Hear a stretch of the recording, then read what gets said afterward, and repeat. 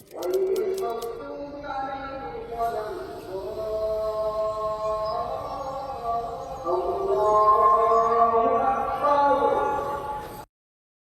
যে অফিসটা ছিল দলের, অফিসে যাচ্ছিলাম, তো কাছাকাছি যখন এসেছি তখন রাস্তার এক জায়গায় একটু জটলা, কয়েকজন মানুষ, একজন মহিলা শুয়ে আছে বোধহয়, সাথে এক ছোট বাচ্চা ছিল, হ্যাঁ মেয়ে ছিল বোধহয় সম্ভব। তো দেখি বোঝা যাচ্ছে যে মহিলা অসুস্থ। তো আমি রাস্তার এই পাশে, ওটা ছিল on the other side of the road. অফিসে তখন ফোন করলাম আমার এক সহকর্মীকে, বললাম যে কোথায় তুমি? ও বললো ভাই আমি অফিসে। কারণ যে আমি অমুক জায়গায় আছি, তুমি আসো। ও তাড়াতাড়ি আসলো, আসার পরে আমি বললাম যে দেখো ব্যাপারটা কি। আমি আর ওই জটলাতে যাইনি, আমি হলাম তো ও দেখে এসে আমাকে বলল যে খুব সম্ভবত মহিলাটা খুব অসুস্থ, এবং আমি তখন ওকে আমাদের জন্য অফিসে যে ডাক্তার ছিল যোগাযোগ করো, দেখো মহিলাটা কিভাবে সহযোগিতা করা যায়। তারপরে মহিলাটাকে হসপিটালাইজ করা হয়, পরে আলহামদুলিল্লাহ সুস্থ হয় মহিলাটা।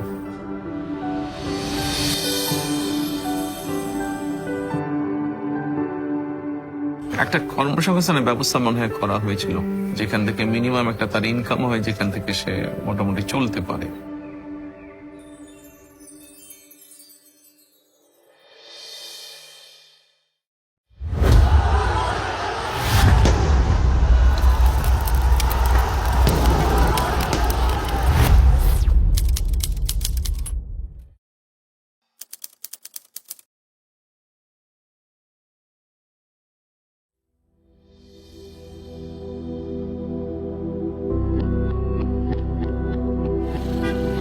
আমাদের বৌদ্ধ মন্দির থেকে তিলপাপাড়া অনেক দূর। ওখানে যেয়ে কিছু মানে 1 ঘন্টার ভিতরেই উনি ওখান থেকে মনে করেন দগ্ধ অবস্থায় সমস্ত বিশ্ব রোড হয়ে আপনার বৌদ্ধ মন্দির এসেছে। আর সে নিজের গায়ের কাপড় চোপড় খুলে খুলে ফেলেছে। কত মানুষ রাস্তায় ছিল, কেউ বাঁচানোর চেষ্টা করেনি। তখন বৌদ্ধ মন্দিরে এসে আমাদের পরিচিত একটা দোকান, সেখানে ওনাকে বরফ টরফ দিয়ে, হরতাল ছিল, গাড়ি যাচ্ছে না। পরে আমার ভাইয়েরা জোর করে একটা গাড়ি নিয়ে নিজেরাই চালিয়ে নিয়ে গিয়েছে আপনার বাণী মিডে। পরের দিন আমি আমার আব্বুকে দেখতে যাই, তখন আমার আব্বু আমার দেখে কান্না করছিল, মানে বোঝাচ্ছিল যে তার গা ঝুলে পড়ে যাচ্ছে, হয়তো তার কষ্ট হচ্ছিল, সেটা বোঝাচ্ছিল। আমাদের 2 বোনকে মাথায় হাত দিয়ে ওগুলো মানে আমাদেরকে দেখছিল, দেখে উনি একা একাই কান্না করছে। আব্বুকে তো ওইভাবে কখনো দেখিনি, মানে পুরো শরীর ব্যান্ডেজ করা ছিল। হসপিটালে যেয়ে দেখার পরে আমার মাথা ঘুরে যায়, আমি হসপিটালে অজ্ঞান হয়ে যাই। আমি তো ওনার চিকিৎসার দিন আমি ওনার সঙ্গে ছিলাম 5 দিনের দিন। আমাকে বললো একটা কলা দাও, কলা খাই, পানি খাই বলে নিয়ে কলাটা যেই নিতে গেছি, তেজ ফিরেন দেখে চোখ উল্টাইয়ে ওই সময় জানটা বেরিয়ে গেল। আমার বাচ্চারা বাসায় ছিল। খবর আসলো, একজন আমাদের এলাকারই মামা হয় পরিচিত, এসে বলছে যে আমির হোসেন মারা গেছে। এটা শোনার পর মানে আমাদের 2 বোনের মাথায় আর কোনো কাজ করেনি। পরে আমি যে আর আব্বুকে দেখতে পাইনি, আমি দেখছি ওই যে ঢাকনাওয়ালা ট্রেসারগুলো আছে না, ওতে করে আব্বুকে নিয়ে যাচ্ছে।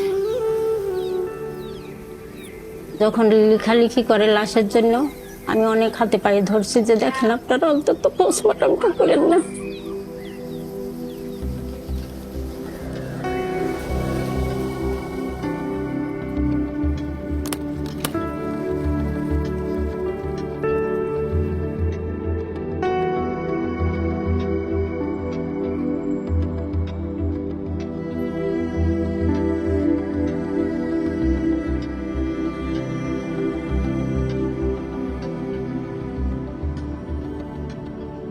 তখন পরিস্থিতি খুবই ভয়াবহ ছিল। আম্মু তো সংসারের কিছু ওইভাবে জানতো না।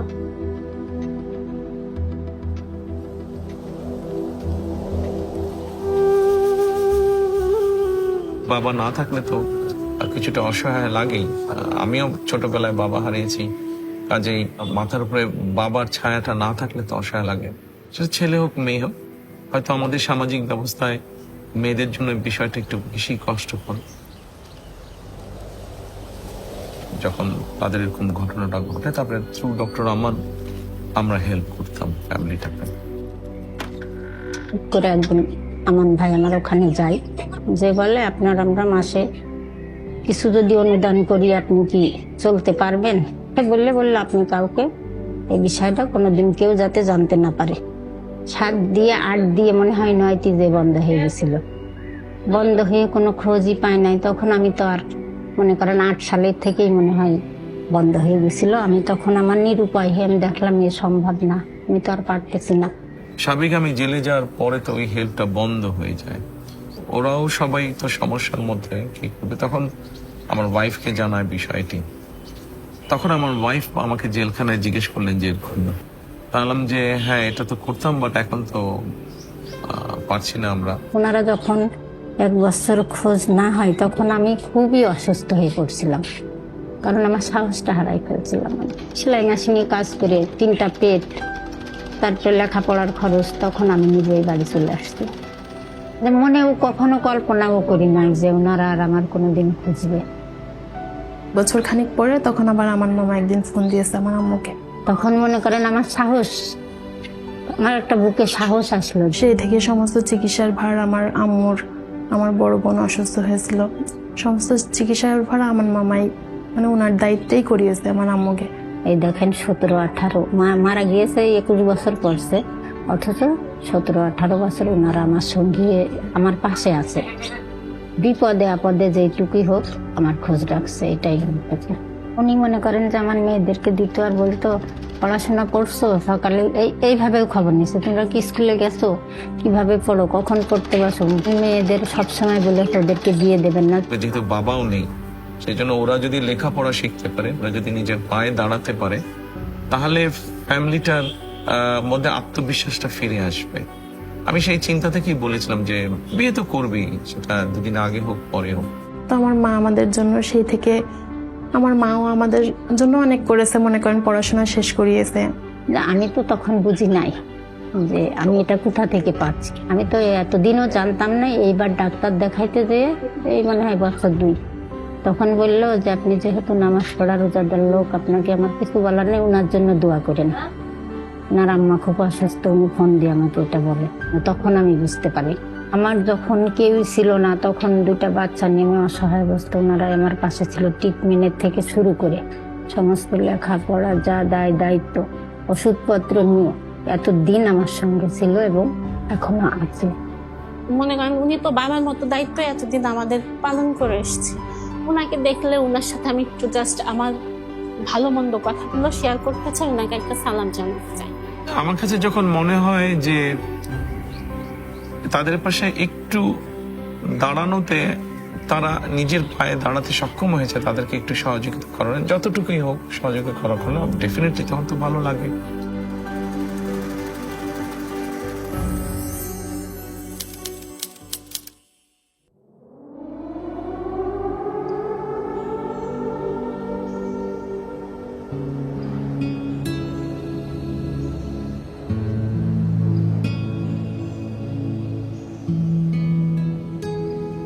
সময়টা ছিল শীতের সময়। জেলখানায় আমার সাথে একটা ছেলে থাকতো, ওই ছেলেটা আমাকে এমনি কথায় কথায় বলছে যে জেলখানায় এরকম অনেক মানুষ আছে, গরিব মানুষ আছে, বিশেষ করে বয়স্ক মানুষ। মহিলাদের ক্ষেত্রে এটা আছে বেশি, পুরুষদের ক্ষেত্রেও আছে। অনেকে এরকম আছে যাদেরকে কেউ দেখতে আসে না, যাদের কোনো ফ্যামিলি তেমন আসে না, গরম কাপড় নেই এদের। জেল থেকে যে কম্বল দেয় ওই কম্বলই আছে, কিন্তু ওই কম্বলটা সারাক্ষণ আপনি শরীরে রাখতে পারবেন না। তো সোয়েটার নেই বা শল নেই। আমি ওর কথাটা শুনলাম, শুনে আমি চুপচাপ থাকতাম, তার বলার কিছু নেই, আর করার তো অবশ্যই তখন কিছু নেই। তো পরবর্তীতে কোর্টে ডেট ছিল আমার, তার কয়েকদিন পরে কোর্টে ডেট ছিল। কোর্টে গেলাম আমি। কোর্টে যাবার পরে আমার এক সহকর্মী, ওর নাম রুমন, তো আমি কাছে ডাক দিয়ে ওকে বললাম যে এক কাজ করো, কিছু মহিলাদের শলটা হলে একটা সুবিধা হয় কি, আর যেটা চাদর সেটা রাত্রে ঘুমোতেও পারে, বা দিনের বেলায় সেটা শীত লাগলে সেটা গায়ে জড়িয়েও ধরতে পারে। কিন্তু কম্বল তো সবসময় আপনি ব্যবহার করতে পারবেন না, এক্সেপ্ট ঘুমানোর সময় ছাড়া।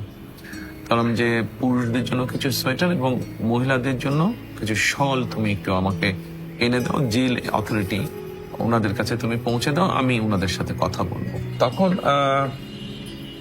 জেলে ডিআইজি ছিলেন একজন মেজর হায়দার। আমি রুমনকে বললাম যে তুমি ওনার কাছে পৌঁছে দিও, আমি ওনার সাথে কথা বলবো। পরে রুমন ওগুলা ওনার কাছে নিয়ে গেছিল, তবে আমি তার আগেই আমি যখন ফিরে আসলাম আবার জেলে নিয়ে আসলো আমাকে, তো ওনার সাথে ওই দিন কি পরের দিন বোধহয় আমার দেখা হলো। তখন আমি বললাম যে হায়দার সাহেব এরকম আমি শুনেছি এরকম, তা আমি কিছু এরকম গরম কাপড়ের ব্যবস্থা করছি, তো ওগুলা এসে পৌঁছলে আপনার কাছে দিবে, তা আপনি যদি একটু দেখেন, আমি তো আর দিতে পারবো না, আপনি দেখেন যদি সত্যি এরকম যারা নিডি তাদের কাছে যদি একটু এই জিনিসগুলো পৌঁছে দেন। তো পরে ওনারা দিয়েছিলেন, ওনারা পরে পৌঁছে দিয়েছিলেন।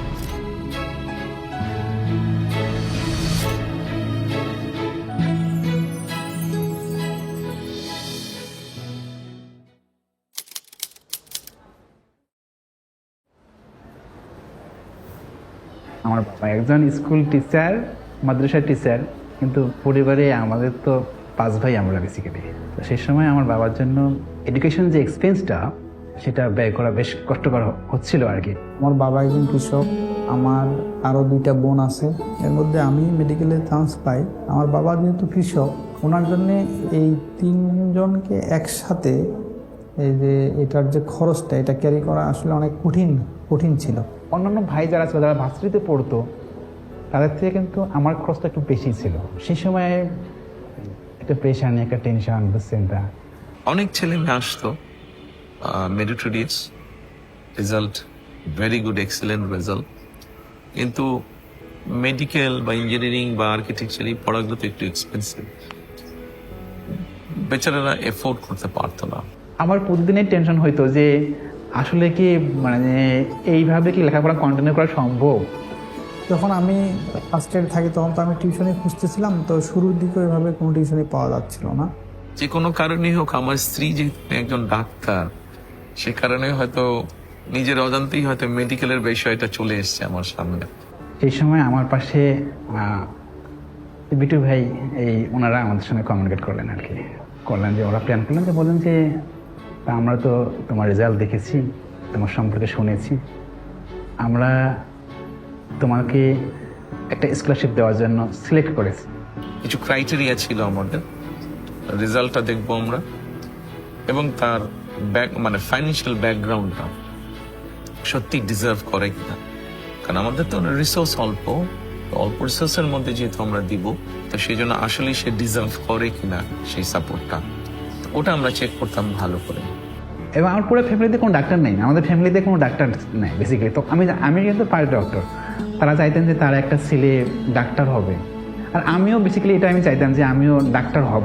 তো এই সময় যখন এই হেল্পটা যখন চলে আসলো, তো বাবার জন্য একটা মানে গ্রেট একটা রিলিফ হয়েছিল আর কি, অনেক বড় একটা রিলিফ হয়েছিল আর কি।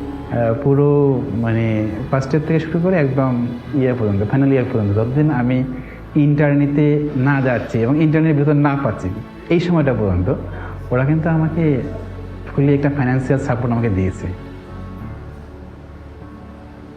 তারা শুধু মানে ফিনান্সিয়াল সাপোর্ট দিয়েছেন ব্যাপারটা এরকম না, মাঝে মাঝেই আমার মানে পড়াশোনা কীরকম হচ্ছে, আমার রেজাল্ট কীরকম হচ্ছে, আমি কি প্রোগ্রেস করছি কি না, বা অন্য আনুষঙ্গিক কোনো প্রবলেম আছে কি না, আমাদের আর কি ধরনের সহযোগিতা প্রয়োজন, এগুলো সব কিছুই খোঁজ খবর নিতেন। এখন বড় হয়ে গেছে, এখন ফুল ফ্লেজের ডাক্তার হয়েছে অনেকে, বিসিএস পরীক্ষাও মনে হয় দিয়েছে, কেউ কেউ বিসিএস পরীক্ষা দিয়েও আপনার মেডিকেলে জয়েন করেছে। তো আমাদের এই স্কলারশিপটা যে জনাব তারেক রহমান স্যার দিয়েছেন, মানে এটা কখনোই আমাদেরকে মানে ইনফর্ম ওইভাবে করা হয়নি। তখন আমি যেটা করছিলাম যে আসলে ফান্ডিং করা হচ্ছে, ডিটেলসটা আমাকে একটু বলা যাবে? তো ডিটেলস করে না, আপনাকে এটা স্কলারশিপ দেওয়া হচ্ছে, এখন ডিটেলস এত কিছু বলা যাবে না, আপনি নিতে থাকেন, আমরা আপনার সঙ্গে কমিউনিকেট করবো।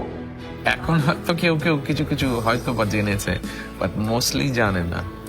সব মিলে এটা আসলে একটা মানে মানুষের পাশে দাঁড়ানোর অসাধারণ একটা দৃষ্টান্ত।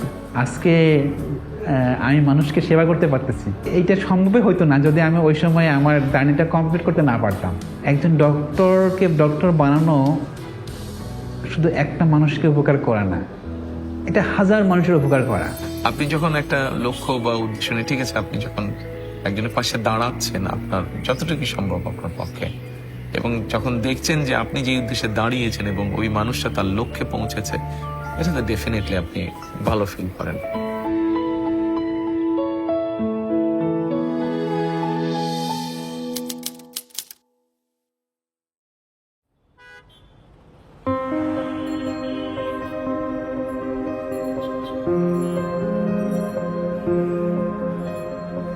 পুরো পৃথিবীতেই মানুষ এবং প্রাণীর সমান কোএক্সিস্টেন্স থাকা উচিত। প্রতিটা প্রাণী কিন্তু সৃষ্টি করা হচ্ছে কোনো একটা পারপাস সহ, পারপাস ছাড়া কিন্তু কোনো কিছু সৃষ্টি করা হয়নি।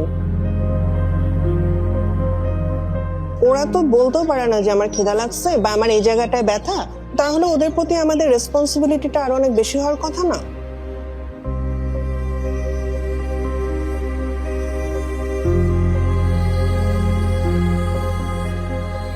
কিন্তু আমাদের মতো দেশগুলোতে যেটা হয় যে আমরা প্রাণীদেরকে একদম একটা সাইডে সরায় ফেলছি। আমি ছোট থেকে যেটা দেখতাম যে ওদের চোখ তুলে ফেলছে, কান কেটে নিচ্ছে, লেজ কেটে নিচ্ছে, হাত পার উপর দিয়ে গাড়ি চলে যাচ্ছে, ওরা ওভাবেই পড়ে আছে, কেউ দেখছে না। তো ছোট থেকে এই অবস্থাটা দেখতে দেখতে আমার ইচ্ছা ছিল আমি ওদের জন্য কিছু একটা করব। ক্লাস 5-এ থাকতাম, প্রথম কুকুরের বিড়ালের বাচ্চা নিয়ে আসছিলাম বাসায়। তো তখন থেকে শুরু করে 2013-এ আমার এতগুলো বিড়াল হয়ে যায় বাসার ভিতরে যে আমি চিন্তা করি যে আমার যেহেতু এখানে একটা জায়গা আছে, আমি এটাকে শেল্টারে কনভার্ট করব। ওই প্ল্যান করে আমি বিল্ডিংটা করি এবং তারপর এখানে মুভ করি ঢাকা থেকে। আমি স্ট্রে অ্যানিমাল নিয়ে মূলত কাজ করছি। এরা এমন অবস্থা থেকে আসে যে অনেক বয়স্ক হয়ে গেছে, দাঁত নাই, চোখ নাই, রাস্তায় সার্ভাইভ করতে পারছে না, গাড়ি ধাক্কা দিয়ে চলে যাচ্ছে। হ্যাঁ, বা অনেকে বাচ্চা অবস্থায় এনেছে যে মা মারা গিয়েছিল, এরপর আর দেখার কেউ নাই।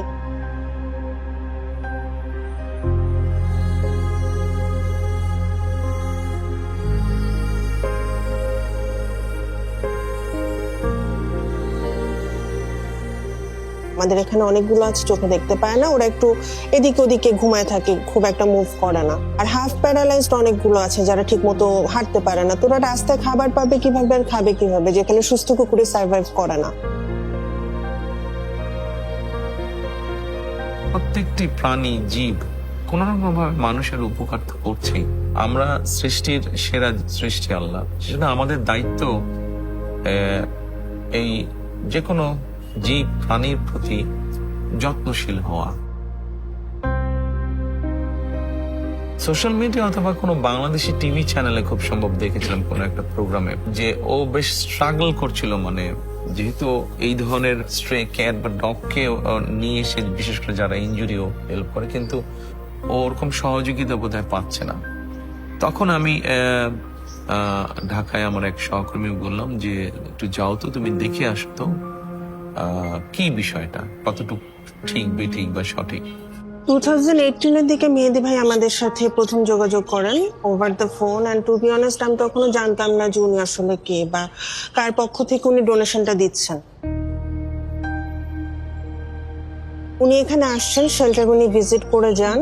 ও দেখে এসে আমাকে পরে রিপোর্ট করলো। তো তখন আমি এবং আমার মেয়ে আলোচনা করে আমরা সিদ্ধান্ত নিলাম যে ঠিক আছে, আমাদের পক্ষে তখন যতটুকু সম্ভব ছিল ওর কুকুর বিড়ালের আমরা যেটা করেছিলাম যে খাবারের কষ্টটা বেশি হয়, তো খাবারের ব্যাপারে যতটুকু সহযোগিতা করা যায়, তাহলে মাসিক ভিত্তিতে আমরা ওকে বললাম ঠিক আছে। পরে আমি আমার যে সহকর্মীকে পাঠিয়েছিলাম ওকে আবার বললাম যে তুমি গিয়ে বলো যে আমরা খাবারের ব্যাপারে এই পরিমাণ আমরা সহযোগিতা করতে চাই, যদি ওরা এগ্রি করে তাহলে আমরা স্টার্ট করবো এটা।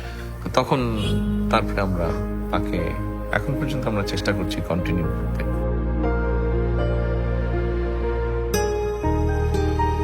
আমরা কোথাও কোনো ডোনেশন দিলে বা ফান্ড দিলে আমরা চাই যে আমাদের নামটা হোক, আমাদের নামটা সামনে আসুক। তো এত বছর ধরে যে উনি হিডেন থেকে আমাদের হেল্পটা করে গেছেন, এটা খুবই অ্যাপ্রিসিয়েটেড একটা জিনিস। এবং আমি যখন জেনেছি জিনিসটা খুব অবাক হয়েছি। ওনারা যে উদ্যোগটা নিয়েছে এটা তো আগে নেওয়া হয়নি। তো শুধু ফান্ডিং দেওয়া বলে না, একটা অ্যাম্বুলেন্সের উদ্যোগ নেওয়া হয়েছিল, ওনাদের একটা অ্যানিম্যাল ওয়েলফেয়ার অ্যাসোসিয়েশন করা হয়েছে। আমাদের কিন্তু অ্যানিম্যাল ওয়েলফেয়ার ডিপার্টমেন্ট বলতে কিছু নাই। তো এটা ওনারা যে শুরু করেছেন এটা তো ফার্স্ট, এটা অবশ্যই মানে একটা মাইল ফলক আমাদের জন্য। অন্তত একটা জীব হিসাবে যদি আমরা কিছুটা হলেও সহানুভূতিশীল হই এই সৃষ্টিগুলোর প্রতি, শুধু জীবজন্তু কেন, গাছপালা, আমাদের আশেপাশে যে গাছ আছে গাছপালা সবকিছুর প্রতি, তাহলে আমরা যেরকম একটা সুন্দর পরিবেশ, সুন্দর সমাজ, সুন্দর রাষ্ট্র সবকিছুই একটু হলেও সুন্দর করে গড়ে তুলতে পারবো। তো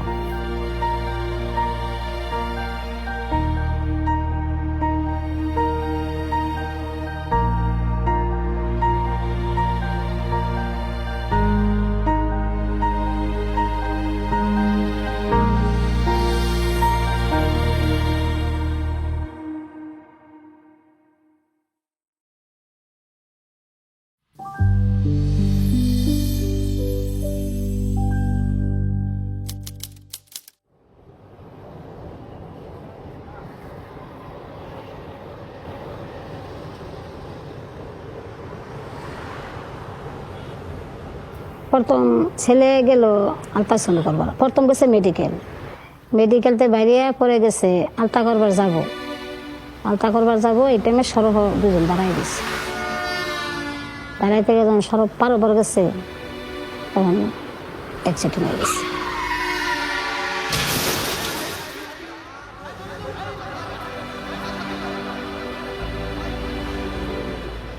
দৌড় করে গিয়ে দিয়ে একটা সিএনসি খারাপ, সিএনসিটা খারাপ করি টান দেয় ওইটা পড়লাম, ওইটা পরে আমি সিএনসি তুইটা পড়ছি। ওইটা বলে বেড়া আমার নিলে এবারে বেড়ার করতে একদম বেড়ার কিছু কই নেই, বেড়াই আমার টান দিয়ে নামাই আছে, নামাই ওইটা আমি দেখি এনে একটা লাশ, দুইটা লাশ, দুই জায়গা আমার আমার বইরে আলছে প্যাকেটও, আর নাতিনটা দেখে পাই নেই আমি।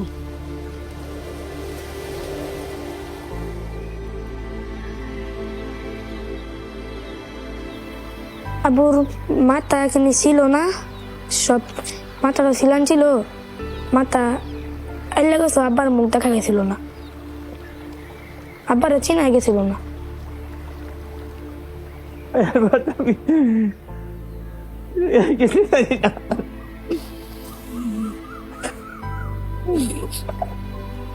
তারপরে গেছি ওরা আম্মুল্লা দেখে, আম্মুর এটা কিছু ছিল না, খালি চোখটা ছিল, আর কিছু ছিল না। ওই আমার একজন বলছে আমার নাতি আছে একটা মেডিকেল আছে, গেছি গেছি এটা মারা গেছে বাচ্চা, এটা শুয়ে দিচ্ছে, শুয়ে থাকলে পরে আমি ওরে দোলা মচ্ছে সময় দিচ্ছি,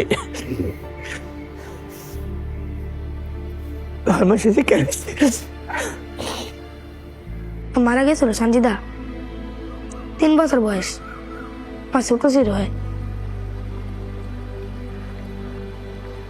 ডাক্তার করে আমরা নাতি আরেকটা আছে, এটা তো মারা গেছে, এবার নাতি আরেকটা পরে ওই গেছি দিয়ে নাতি আমার কুলো দিচ্ছে, পরে ডেনাম গেছে মেডিকেল ফটো চলে। ফাতেমা তার মা বাবার মুখ সে দেখে নাই, আমরা দেখতে পারছি, সে দেখতে পারে না।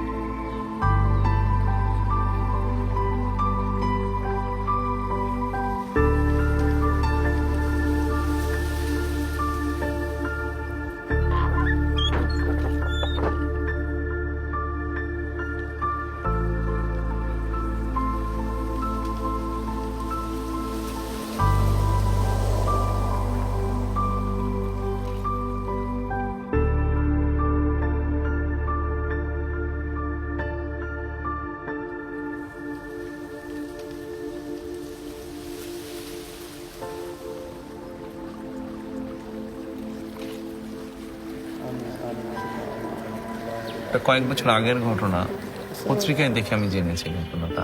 মাটা মারা যায় কিন্তু বাচ্চাটা ভূমিষ্ঠ হয়েছিল, বাচ্চাটাকে এতিমখানায় দিয়ে দিয়েছিল। আর্নিং সোর্স বাবা ছিল, বাবা মা দুজনেই মারা গিয়েছিল, ওরা কয়েক ভাই বোন। দাদা দাদির সাথে খুব সম্ভব থাকে, এবং দাদা বা দাদির বোধহয় একজন প্যারালাইজ বোধহয়। আমরা তো এমনি অসুস্থ মানুষ, এরপরে আমি কাজ করতাম আগে, তখন তোর করার হয় না, করলে অসুস্থ হয়ে যাই, এরকম বড় বড় কাম করছি, তখন পুত মরার পরে তো আস্তে আস্তে এমনি অসুস্থ হয়ে গেছি। তখন আমি চিন্তা করে দেখলাম যে ওদেরকে যদি আমরা অর্থনৈতিক সহযোগিতা দিই, এমনও হতে পারে যে আশেপাশে হয়তো এমন মানুষ থাকতে পারে যারা কোনোভাবে তাদেরকে এক্সপ্লয়েট করে হয়তো অর্থনৈতিক সুবিধাটা সরিয়ে ফেলতে পারে, মানে দিচ্ছি আমরা তাদেরকে সহযোগিতা করার জন্য, কিন্তু হয়তো তারা বেনিফিটটা পাচ্ছে না, কেউ হয়তো সেখান থেকে সেটা সরিয়ে দিবে। তখন আমি ডিসাইড করলাম যে let us do something different. আমি বললাম যে ওদের সাথে বসো, কথা বলো, এসেনশিয়াল ফুড আইটেম কি পরিমাণ লাগে ফ্যামিলির এই কয়েকজনের মাসে। তখন মোটামুটি একটা এস্টিমেট করা হলো যে এই অ্যামাউন্ট চাল বা ডাল বা তেল বা চিনি বা নুন এগুলো লাগে। তখন আমি বললাম যে ঠিক আছে, তাহলে এখন থেকে আমরা তাদেরকে এই এসেনশিয়াল ফুড আইটেমের সাপোর্টটা দিব। হয়তো আল্লাহ রহম করছে, আমি এটার উপায় আছেন, ভিক্ষা ছাড়া উপায় আছেন, আমার তো কিছু করার নাই। তো আলহামদুলিল্লাহ এখনো আমরা কন্টিনিউ করছি। আজকে বেশ কয়েক বছর হয়ে গেল, বাচ্চাগুলো বড় হয়েছে। মাঝে মাঝে আমি ছবিতে দেখি ওদেরকে, আমি বলি যে ছবি পাঠা আমাকে, ছবি দেখবো আমি, তোমরা যে দিচ্ছ জিনিসগুলো I want to see that. ওটা দিয়ে আমরা যখন আল্লাহর রহমতে আমরা চলতেছি, দেখাউন্ডা চলে যাবে ভাই, আমরা 1 মাস আল্লাহ চলে। বড় চালাইতেছে। আর রাইতে চুরি হয়ে যায়, রাইতে 10টা-11টা বাজে খাউন দিয়ে আইছি।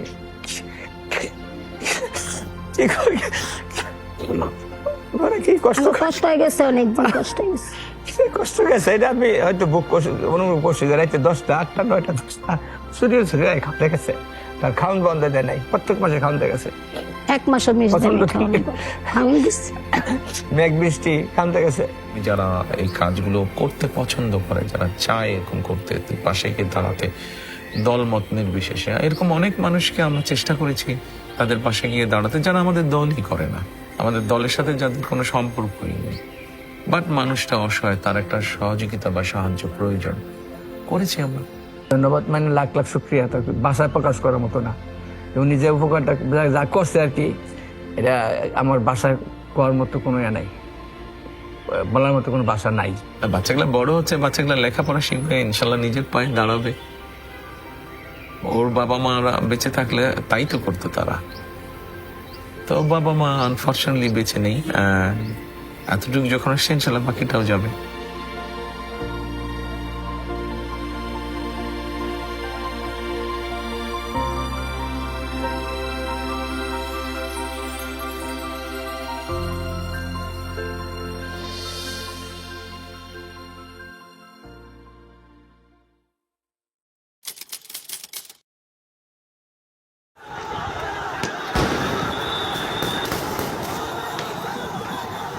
পাঁচ তারিখে আমার ছোট বোন আম্মার বাসায় গেছে, তখন আমরা রাজকোনাতেই থাকি। তো আমরা খবর দেখতেছি আমার ছোট বোন ও নাচতেছে, মানে শেখ হাসিনা পালাইছে এটা দেখে ও ওই খবর টবর দেখলো। 4টা বেজে গেছে, ওর ফ্রেন্ডরা ফোন দিতেছে নিচে নামার জন্য। তো ও চলে যাইতেছে পরে আমাকে বলতেছে আম্মু আমি যাই। আমি কইছি আব্বু যেখানে যাও সন্ধ্যার মধ্যে চলে আসো, আম্মু তুমি টেনশন করো না, আমি চলে আসবো। তো নিচে যে 2 বন্ধুর সাথে চলে গেছে। 7:12 আব্দুল্লাহকে 2বার ফোন দিছি, ধরে নেয়।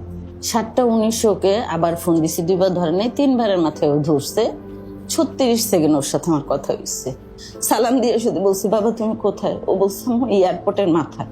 বলছি বাবা আজান দিচ্ছে, সন্ধ্যা হয়েছে না, কাম্মু আধা ঘন্টার মধ্যে আসতেছে। 8:10 একটা আননোন নাম্বার থেকে ফোন আসছে, রিসিভ করতে করতে কেটে গেছে। আবার উনি কল দিছে। উনি শুধু ফোন দিয়ে বলছে আব্দুল্লাহর আপনি কি হন? আমি বলছি আব্দুল্লাহর মা। কেন, কি হয়েছে? ও অ্যাক্সিডেন্ট করছে, আপনি একটু এখনই আসেন।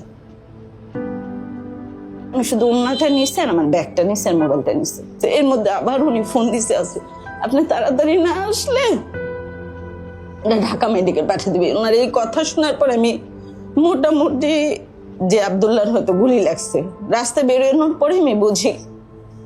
তা আমি দৌড় দিয়ে ঢুকে গেছি। ঢুকে ও একটা কফি কালারের টাইস পরা, ওর চেহারা তো ঢাকা, ওর পায়ে সাদা সুতা বাঁধা দেখে আমি বুঝে ফেলছি যে আমার বাবা তার নাই। তা আমাকে ঢুকতেই দিতেছে না। মহিলা মানুষ বলতেছে আপনাকে ঢুকানো যাবে না, আপনি পুরুষ মানুষকে। তোর মামা গেছে, ওর মামা দেখে ওখানে অজ্ঞান হয়ে গেছে, আমি অজ্ঞান হয়ে গেছি।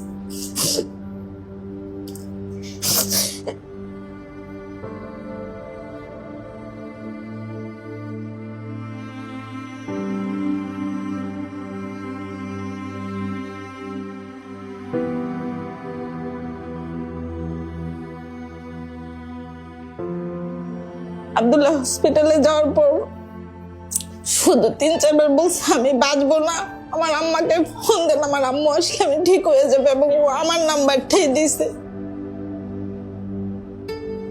আব্দুল্লাহ মারা গেছে 5 তারিখে, আমি 8 তারিখ থেকে হসপিটালে ভর্তি জিসানকে নিয়ে। 19 তারিখে ধরা পড়ছে ক্যান্সার, ক্লোন ক্যান্সার 3rd স্টেজে। একটা মার জন্য এরপরে শোনার কি বাকি থাকে? যতটুকু মনে পড়ছে এই ঘটনাটা আমি সোশ্যাল মিডিয়ার মাধ্যমে জানতে পারি। জানার পরে আমি আমাদের বিএনপি পরিবারের আহ্বায়ক রুমন বহু বছর, গত 20-25 বছর ধরে রুমন আমার এই কাজগুলোতে আমাকে সহযোগিতা করে। আমি রুমনকে তখন বললাম যে আচ্ছা এটা দেখলাম, তুমি একটু যাও তো দেখো কি ব্যাপার, গিয়ে দেখে সবকিছু জেনে শুনে আমাকে জানাও। তো দেন রুমন ওখানে যায়, মায়ের সাথে কথা বলে।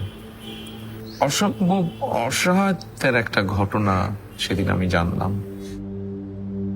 আব্দুল্লাহ মারা যাওয়ার 14 দিন পর থেকে যুদ্ধ শুরু হয়েছে। আমি ছেলের জন্য কান্না করবো না, এই ছেলেকে নিয়ে হসপিটাল দৌড়াবো। ওর ট্রিটমেন্ট চলমান অবস্থায় তার বাবা স্ট্রোক করে মারা গেছে।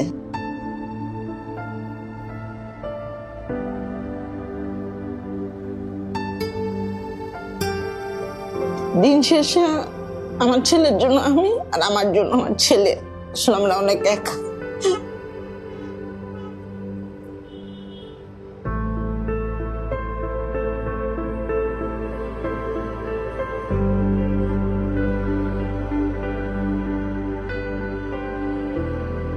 ভদ্রমহিলা বিভিন্ন জায়গায় বোধহয় গিয়েছিলেন, খুব সম্ভবত সেভাবে সহযোগিতা পাননি।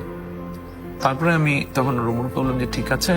তো ও বললো যে ভাইয়া এটা বেশ সময় এবং খরচ লাগবে এই ট্রিটমেন্টটাতে।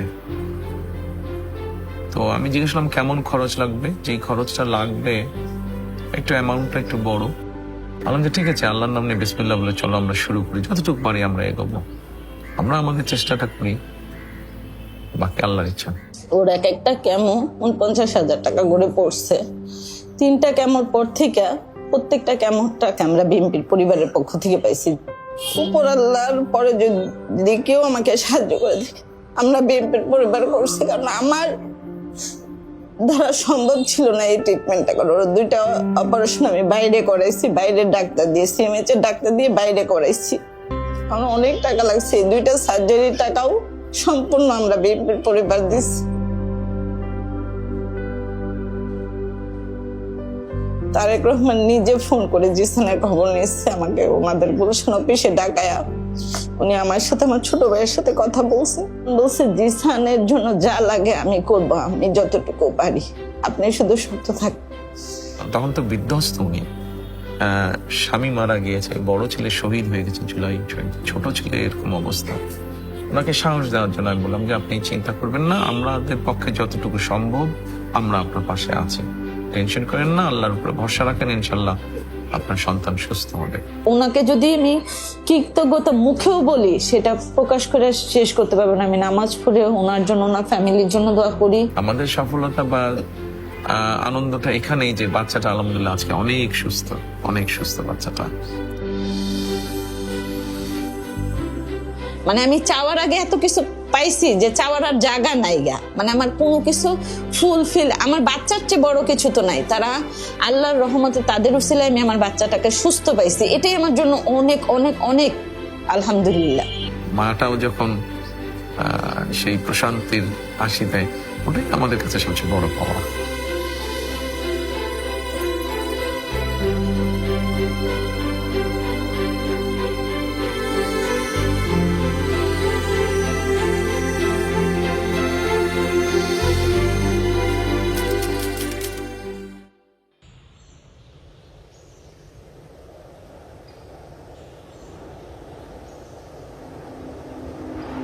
তিনটে বোন আমরা, আমাদের ভাই নেই। বোনেরা বাপ থেকে মামা বাড়ি থেকে দিয়ে গেছিলেন, তারা বিকে যাচ্ছিল। যখন বাচ্চা হয়েছে তখনই এর বাপ যশোর যেতে, তখন আর বাপের কাছে জিজ্ঞেস করিলাম, জিজ্ঞেস যে বাপ কোথায়, তখন বলছে যে ওই জফরে থাকে। এই দেখার পরে আর হসপিটালও দেখতে গেছিল, দেখছি বই দেখেই তো ও জফরে চলে গেছে। যখন ছেড়ে দিয়েছে তখনই বলেছে। ওখানে 8 মাস ছিলাম শ্বশুর বাড়ি, তারপরে মামা বাড়ি পাঠাই দিয়েছিল। মামা বাড়ি থেকে তাই কয়েক মাস থাকার পরে তাই কাবার দিয়ে দিয়েছিল। এটুকুই চাইছিলাম যে আমার বাচ্চা যাতে তার বাপের পিতৃ পরিচয় চাই পাই, যাতে দাদা বাড়ি যাতায়াত করতে পারে। শুধু আমার কাছে থাকবে না, তার দাদা বাড়িরও তো দরকার আছে। দাদা বাড়ি যাতায়াত করবে, দাদা বাড়ি যাবে তারা। এখনো বাপের এই দিক থেকেও কষ্টেই আছে, কারণ আমার কাছে অনেক সময় বলে এটা ভাই আমি বলতে পারি না। যখন আমার বাচ্চা জিজ্ঞেস করে সবার আব্বু আছে, সবাই বলে ওঠে আমার বাচ্চার অনেক পেরেন্ট, মানে কথা বলে বড় মানুষের মতো ইয়ে বলতে গেলে ভাই আমার আমি বলতে পারি না। যে অনেক অনেক প্রশ্ন করে, যখন সবাই আমার ওই স্বাস্থ্য ভাইরা আছে বাচ্চারা সবাই মা আব্বু বলে বলে ওঠে, তখন আমার বাচ্চাও অনেক সময় ভুল কেমনে মামাকে বাপ বলে ডেকে ফেলে, বুঝছেন।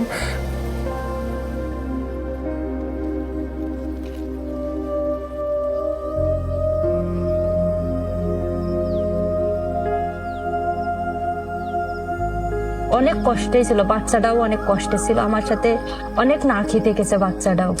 ওষুধ মনে করেন সবসময় আমার ডাক্তারের কাছে রাখতে হয়, একটার পর একটা হতেই থাকে, একটার পর একটা হতেই থাকে, বেশিরভাগ ও ডাক্তারের কাছেই থাকে।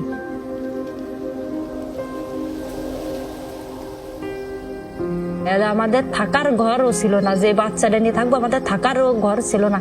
এইখানে একটা ভাঙ্গাচোরা একটা টালির ঘর ছিল, মানে মনে অবস্থা যে রাত থাকার মতো না। দিনের বেলা হয়তো বেড়ালাম চালালাম, রাত্রে আমরা থাকতে পারতাম না। পত্রিকা বা সোশ্যাল মিডিয়ার মাধ্যমে আমি জেনেছি।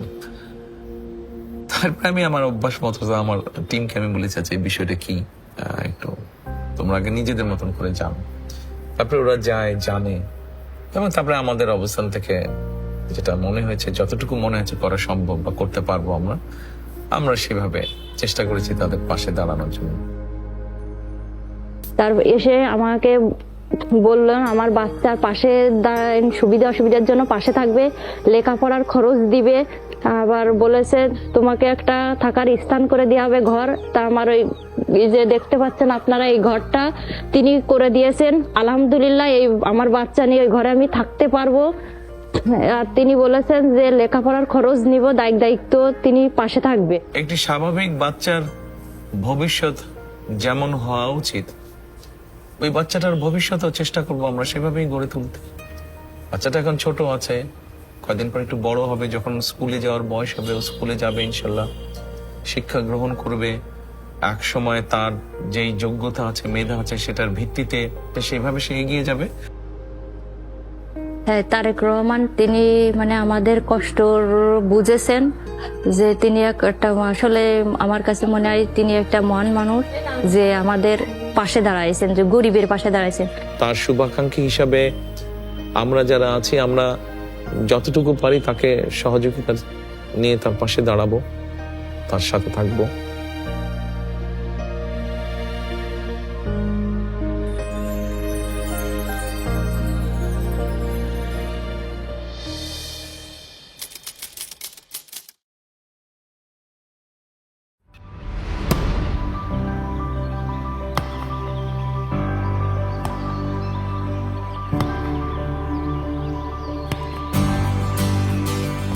আমার বয়স 6 বছর 2 মাস চলে। আর যখন বয়স 3-3.5 বছর হয়, তখন তুই খেলাধুলা আমি নিজেই শিখাই।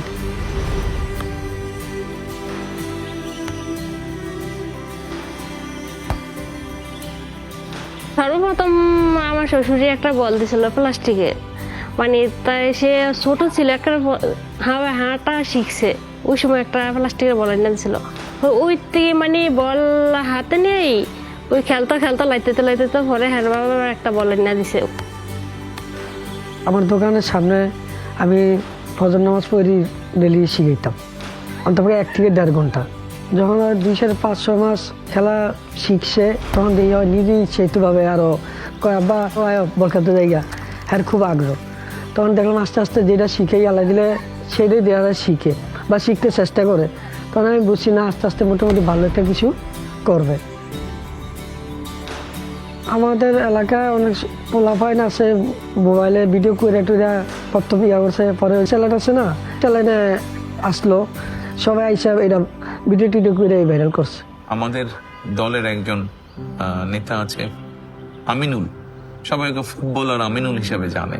যখন আমরা পরিকল্পনা করলাম যারা এরকম প্রতিভাবান আছে তাদেরকে আমরা আস্তে আস্তে আস্তে খুঁজে বের করব, তখন আমি আমিনুলকে বললাম যে আমিনুল তুমি এক কাজ করো, তুমি তোমার মতন করে খোঁজ করো এরকম প্রতিভাবান শিশু কিশোর যুবক কোথায় আছে।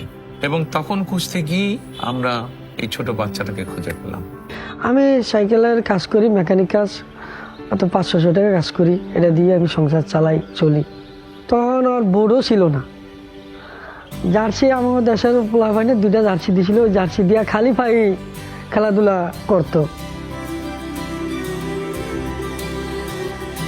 এরপরে গোলরক্ষক আমিনুল সাহেব আসলো, আইসা সোহানারে কিছু উপহারও দিছে, বুট, পেন, জার্সি, তারপরে